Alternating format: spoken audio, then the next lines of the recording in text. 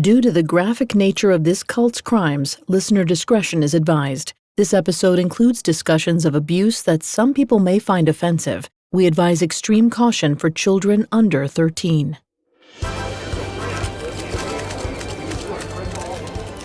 On September 24, 1983, limos lined the long drive outside the glitzy Beverly Hilton Hotel. Celebrities filtered down the red carpet into the first-ever Integrity Awards, and paparazzi cameras captured their excitement. A large group of stars attended the private charity function. R&B superstar Stevie Wonder, South African Archbishop Desmond Tutu, and Los Angeles Mayor Tom Bradley all made an appearance. 49-year-old John Roger Hinkins' movement of spiritual inner awareness, known as Messiah to its members, spearheaded the event. The whole affair exalted his commitment to the improvement of humanity. He presented chosen honorees with a check of $10,000 for their favorite charities.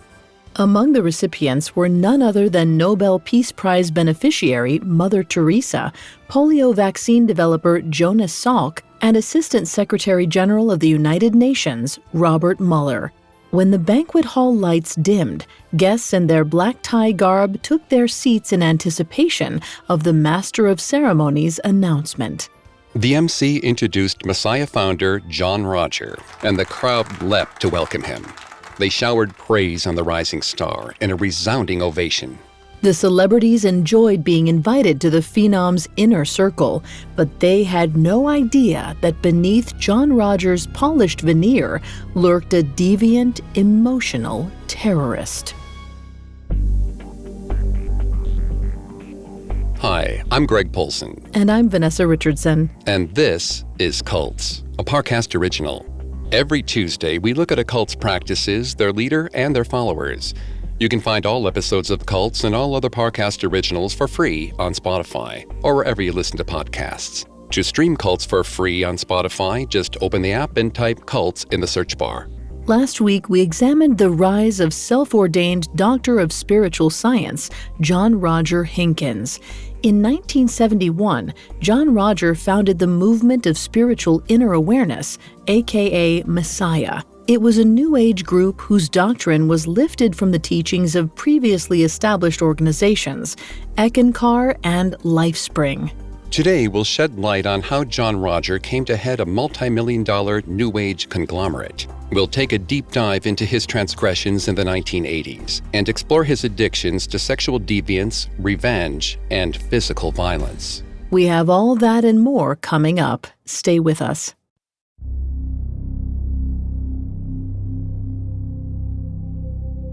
In 1978, 44-year-old John Roger Hinkins enjoyed the growth of his New Age church, Messiah.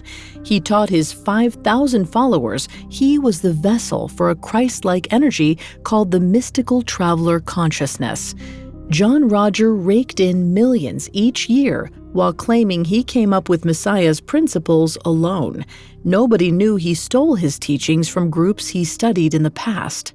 By 1980, John Roger had brainwashed a handful of beautiful young men, some of his former high school English students, into serving him all hours of the day. He called his guards the guys, and they protected him at night and on trips. While he did have countless physical affairs with young male devotees, there was no real romance in his life. Nobody really saw him with a long-standing girlfriend or boyfriend, nor did he ever marry. John Roger's loneliness was profound, which could have been why he surrounded himself with the most visible sects of society. He kept the company of politicians and journalists like Congressman Michael Huffington and his spouse Ariana Huffington. Another one of John Roger's best friends was Oscar-nominated actress Sally Kirkland. To John Roger, friends weren't those to whom you entrusted your secrets. They weren't even those you meet for drinks and laughs. They were props he used to boost his status. Frequently, they were booked solid, so they only had time for superficial relationships. It was a perfect setup for John Roger. He found it easy to maintain a polished facade since nobody asked too much of him socially. Vanessa's going to take over on the psychology here and throughout the episode. Please note, Vanessa is not a licensed psychologist or a psychiatrist, but she has done a lot of research for this show. Thanks, Greg.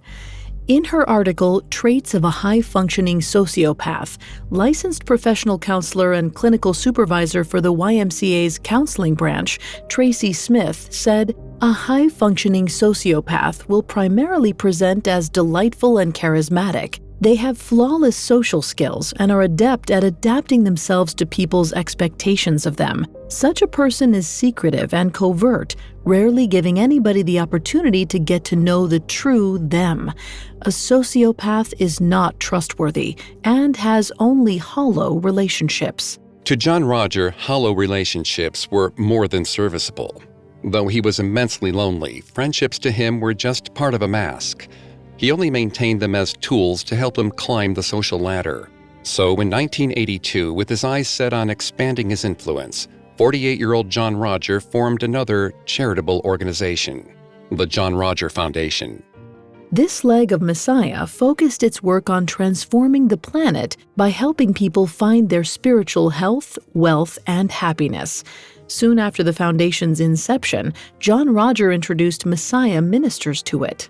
He explained the JR Foundation was his attempt to grow the family, and his first order of business was establishing a National Integrity Day.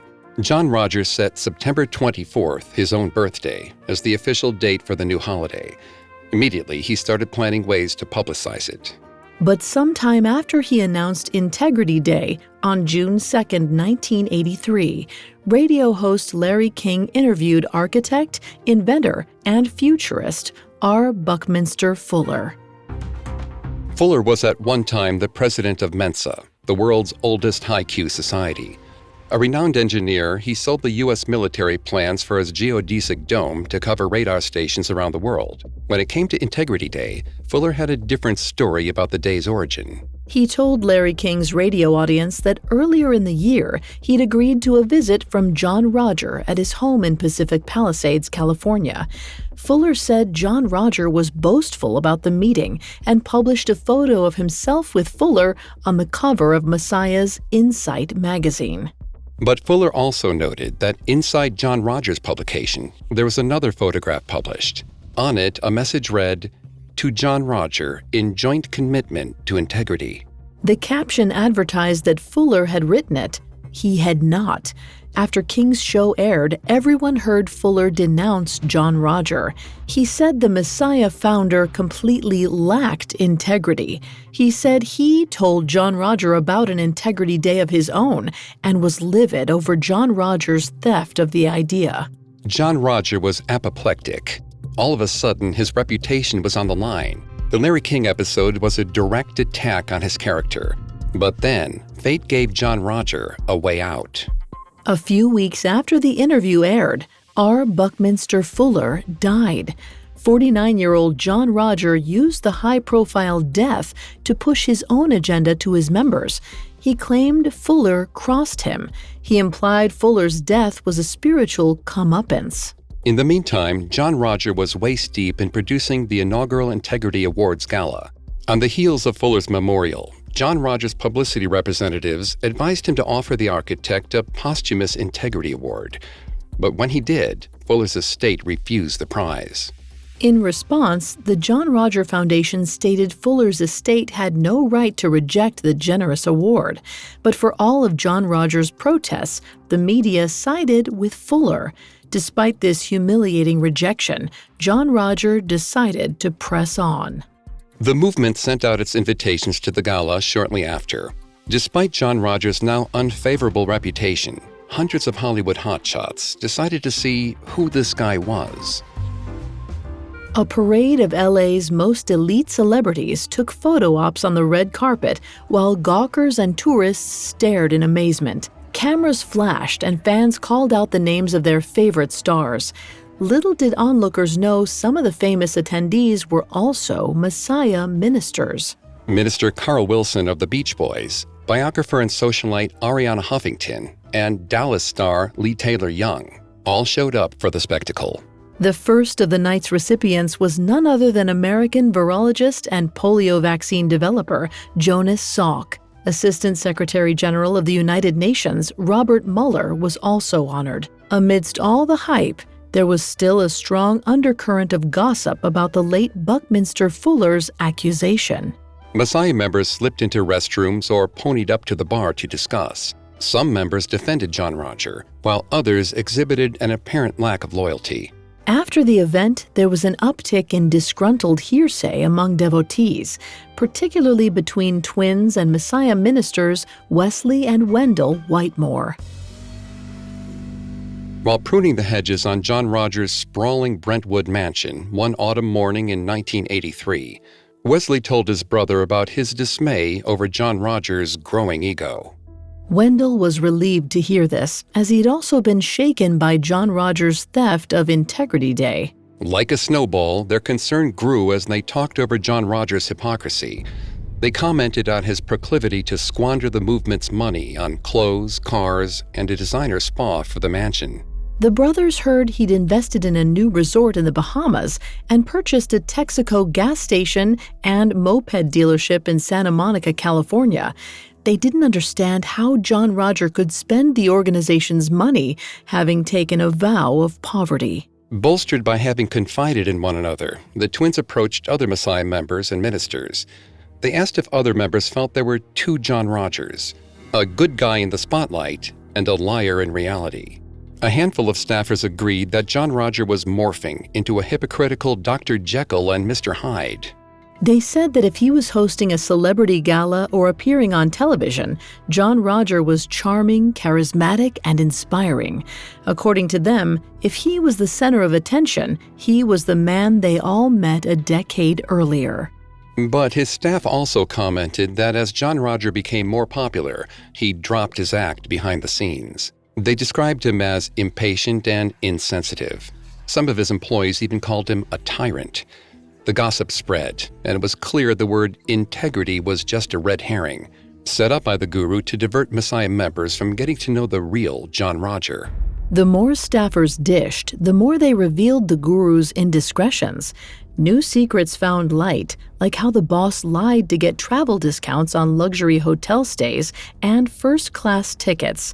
Some said they saw him hide loads of gold South African coins and silver bars under the Brentwood mansion. But the most startling revelations to his inner circle were the confessions by 3 of John Roger's guys that their leader sexually abused them. Molestation by spiritual leaders isn't as uncommon as one might think. Gurus and clergy have been known to violate those who look up to them. Bethel University professor Dr. Nils Freeberg and author Dr. Mark Lacer said, "The most common offender is reasonably successful and has a combination of narcissism, sexual compulsion, and need for affirmation. Religious groups are hierarchies of unequal power, where leaders have powers of moral persuasion and theological authority to deny access to membership and the hope of eternal life."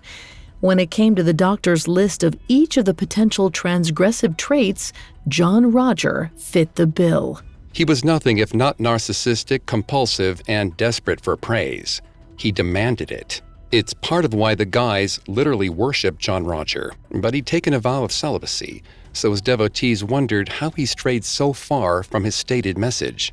When his close staff members confronted him about his sexual relations, John Roger claimed he never swore to be celibate. Then, in response to the vicious rumors, John Roger fired all 3 boys on the spot. He thought this would save him, but things only got worse for John Roger from there. Coming up, John Roger takes to his computer to terrorize his defectors and their children. Hi, it's Greg. If you're looking to add some more fun to your feed, subscribe to Parcast Network's new show, Incredible Feats. Every weekday, comedian Dan Cummins, who you might recognize from the hit podcast Time Suck, explores an unbelievable account of physical strength, mental focus, or bizarre behavior. Don't miss the story of the man who broke the sound barrier while skydiving from the edge of space, or the harrowing tale of a 17-year-old girl who survived alone in a rainforest for 11 days after her plane broke apart mid-air, or the ultramarathoner whose rare genetic condition lets him run for days without stopping. Incredible Feats spotlights mind-blowing achievements of everyone from world-class athletes and record breakers to scientists, architects, artists, and more. Search Incredible Feats and follow free on Spotify or wherever you get your podcasts. Now back to the story. In the fall of 1983, Mormon-born New Age vessel of divine energy, John Roger Hinkins, invited Hollywood's elite to a fancy awards ceremony. The Integrity Awards Gala honored the most dignified members of society, but soon after the function, his closest employees grew disenchanted. Several of his young guards outed him to his advisors as a sexual predator, despite his vow to lead a celibate life. But John Roger blanketly denied the allegations. In 1984, one of 50-year-old John Roger's favorite Messiah couples, Matthew and Ellen Cohen, had heard enough of the minister's rumored sexual manipulations and his constant denials. For their children's sake, the couple left the organization.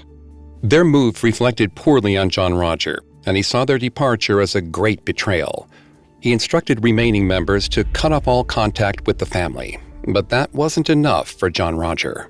He sent Matthew and Ellen anonymous threats of physical abuse, implying if they breathed a negative word about him, he'd have them beaten beyond recognition. And when Ellen suffered a miscarriage, John Roger used the misfortune as proof the Red Monk, a demon the entire cult feared, had infected her. He was obsessed with bringing the family down and couldn't leave well enough alone. Within 6 months, John Roger assumed a disguise and went after the Cohens' 13-year-old daughter, Eve. Eve read Teen Beat magazine in her room while her favorite cassette played in her boombox. She finished her homework and enjoyed some solitude before finishing her chores. Suddenly, her mom tapped on her door. Ellen said Eve had 15 minutes until she had to set the table. Then she gave her daughter a letter that had come in the mail. It was addressed to Eve Cohen, but there was no return label. Eve tore into the envelope. She hadn't received mail since her birthday. The note came from her best friend in Messiah. For our story, we'll call her pen pal Tina. Eve squealed with excitement. She unfolded the stationery and read the typed letter. This isn't the kind of letter that would normally be written to a decent young lady. However, you have proved you lack good judgment. Your dirty mouth has reached out here to California. Eve, your father might not have told you that he has had sex with various young men he has worked with. One is a black man from Washington, D.C. The language that followed was beyond explicit. The letter went on to inform young Eve that her father slept with the man and hid his sexuality behind his marriage. It said her mother was a harlot who married her father for money and that all of Eve's friends knew it. Though Eve was blindsided, to her, the worst bit was Tina's signature. It read, "Signed Tina, a former girlfriend who has been hurt by you and your family." Eve broke down. She was afraid to make friends for a long time after reading the letter. Even though her parents explained it was a mean trick by the head of the movement, she couldn't shake the feeling everyone hated her family. But the Cohens weren't John Roger's only targets, nor was revenge his only motivation. In some instances, John Roger was just plain petty. If he wanted someone's time or affection, he fought deviously to get it. Once, he created the alias of a drag queen. He named himself Ruby from Orange County, California, and wrote to the wife of a good-looking male member he hoped to seduce. John Roger fiercely wanted to be with the woman's new husband, so he devised a plan to break them up. His scheme shed false light on her first husband, a former Messiah member who recently committed suicide. In a letter to her, he said, "Your first husband and I grew up together and were very close. I remember times we would double date, and after we took the girls home, he and I would go someplace together. Mostly foreplay happened in the car. When we were in bed, I was very passive, and on other occasions, he was passive. As you know, your husband was very randy." As if that wasn't enough to shock any widow, John Roger wrote on. He said, "I left just 2 or 3 minutes before your husband killed himself. He came to me when he needed loving." The message went on with more lies. He said the first husband shared secrets about the wife's difficulties with intimacy, like how sex with him hurt her. But John Roger wasn't satisfied with just sending the letter. He wanted her to follow in her late husband's footsteps and take her own life. In an attempt to drive the message home, John Roger glued a headline from the National Enquirer to the card. It read, "How wives react when they hear the news, your husband is gay." He underlined the words "your" and "gay" to cement his intention. Before sealing the envelope, he included a paragraph from the Enquirer article detailing how half the women who discover their husband's sexuality eventually commit suicide. Psychiatrist Carrie Barron, MD, explored the revenge of those with antisocial personality disorder in her article, When a Sociopath is Hell-Bent on Destroying You. She said sociopaths convince others they're a persecuted party. Lies roll off the tongue with ease and spontaneity. Slight or imagined grievances set off rage, revenge, viciousness, and physical or emotional violence. They go to shocking depths to malign those who thwart them. Because guilt, shame, and remorse are absent, yet entitlement, egocentricity, and greed reign. The suffering they cause others is meaningless to them. Self-gratification is really all that matters. Self-gratification was John Roger's North Star. It didn't matter to him that he'd shattered an already grieving woman's heart, nor did it matter to him if he injured the man he coveted. He intended to destroy the families of those who didn't serve his whims. If John Roger heard ordained disciples speak negatively about him, he revoked their ministerial credentials. If initiates doubted him publicly, he excommunicated them. When John Roger exiled those who spread rumors about him, he shamed them by saying they'd fallen prey to the Red Monk, the demonic force all his followers feared. If he could convince remaining Messiah members the Red Monk's virus had inflicted their friends, he could protect himself from the harsh truths being spread about him. He sent his minions to slash tires or pour paint thinner on his enemies' cars. He broke away from his computer to issue death threats personally or call in fake bomb scares. For all his secrecy and disguises, people always figured out that the menace behind these intimidations was the guru. By the end of 1984, several members banded together to end their former spiritual leader's bullying. They hired an attorney and sent a cease and desist letter to 50-year-old John Roger. The formal notice listed his history of known written harassment. It stated if he continued, his actions would become public record. Nothing frightened John Roger more than losing his reputation. So, for a short time, the demand notice worked. But John Roger no longer felt he could count on those closest to him. His paranoia grew out of control, and in a desperate attempt to thwart any future sedition, he had the movement of spiritual inner awareness offices bugged. Up next, John Roger gets horrifically violent with the most innocent members of his household, his pets. Now back to the story. In 1985, John Roger Hinkins, the 51-year-old leader of the movement of spiritual inner awareness, spent his days emotionally torturing and terrorizing his members. When he felt he lost too much control, he had his headquarters fitted with covert listening devices. This way, he could listen in on his employees and ministers gossiping about him. It also provided him with an unexpected benefit, as it revealed their vulnerabilities as well. If he heard someone was sick, he'd capitalize on their desire to be well. If a mother talked about not being able to support her family, he could say the right amount of money was right around the corner. John Roger used this information to convince his staff that he could see their futures. They thought he could help them achieve their dreams in a way only a god could. His methods were effective in improving their loyalty, but by the end of the year, he decided the bugs weren't enough. So he put forth a secret initiative to record every conversation possible. Messiah consisted of approximately 5,000 members, and John Roger tracked every single seminar he taught. Secretly, he taped initiates asking personal questions or sharing their vulnerabilities. He demanded devotees express their deepest fears. But his obsession with recording didn't end with office bugs or recorded seminars.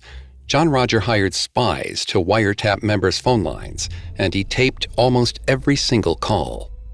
His fear of losing control hit new levels when he established a private network of moles. In each region with a significant Messiah following, John Roger hired spies to check in on his ministers. He even engaged other private investigators to trail his moles. The more paranoid he grew, the crueler and more bizarre he became. No longer did he resort to just lies, manipulation, and spying. He sunk to physical violence. And his savagery began with his dogs and cats. Over the years, John Roger collected a pack of pups, mostly street dogs and mutts. His favorite was a little white fluff ball he called Skitsy, short for schizophrenia. By the end of 1985, they were a permanent fixture at the Brentwood mansion. They traipsed behind the guru wherever he went or nestled in his lap when he read.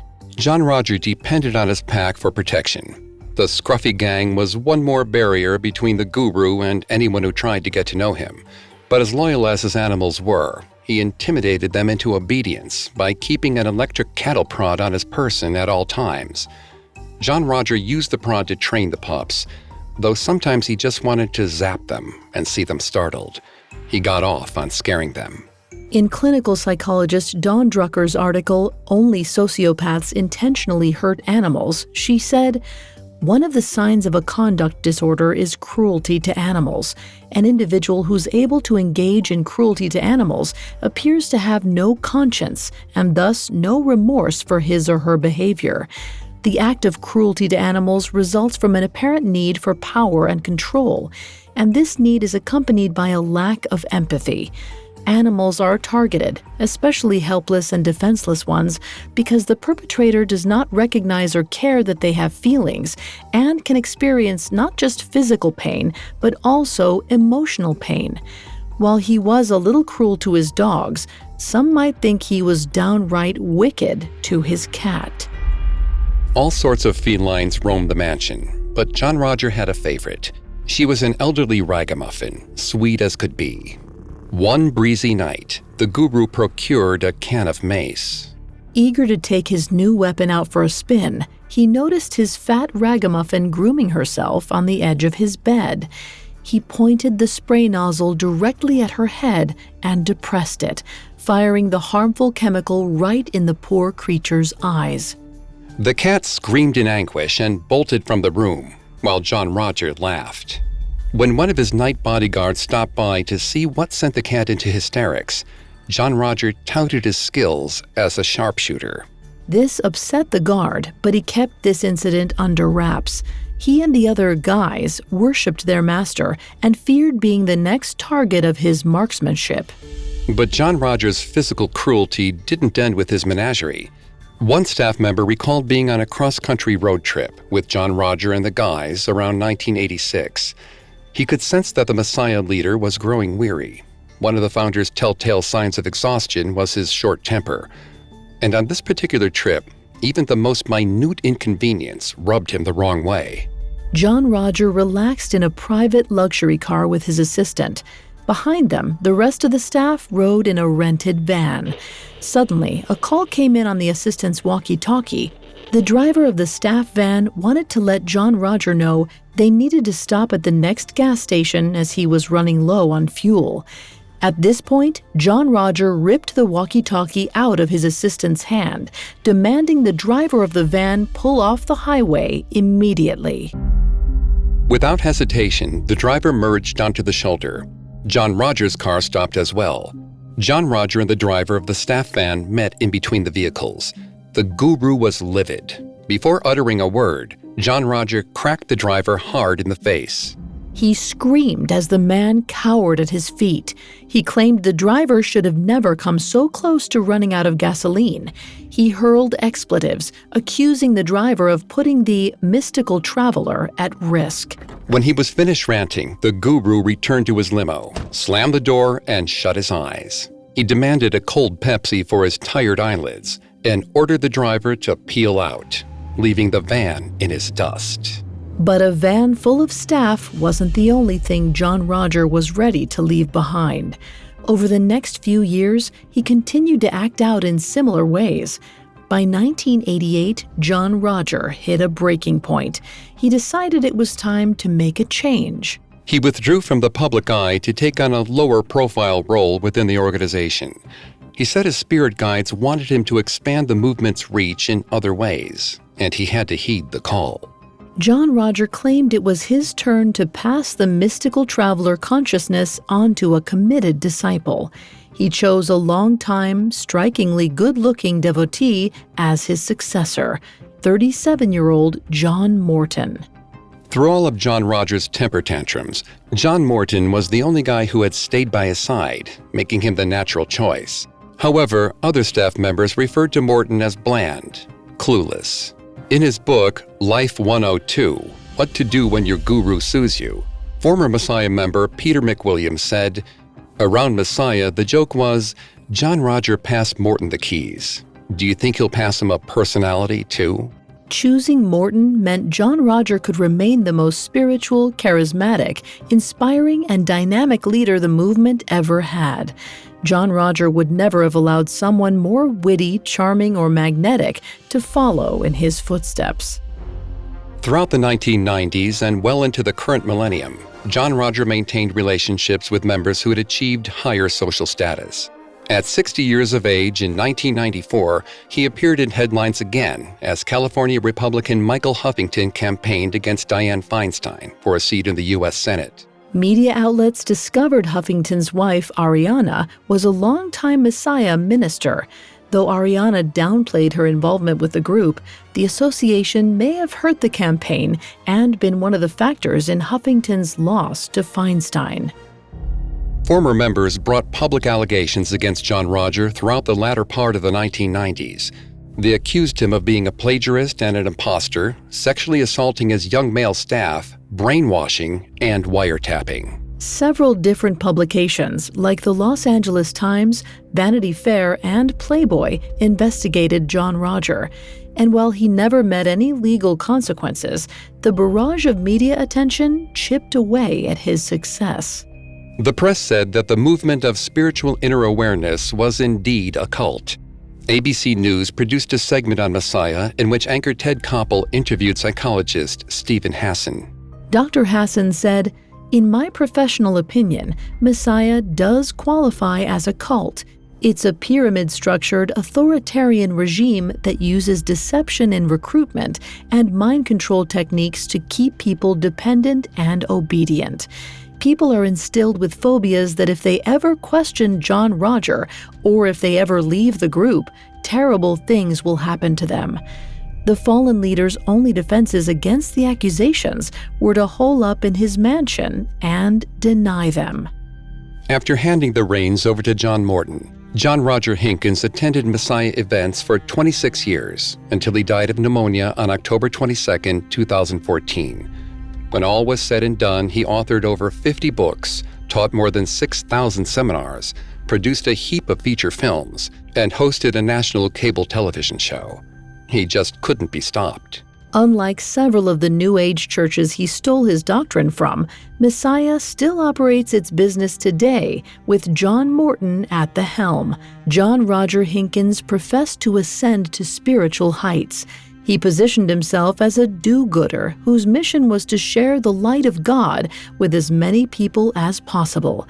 But his life was a sham, and in the end, he only ever meant to serve one power, his own.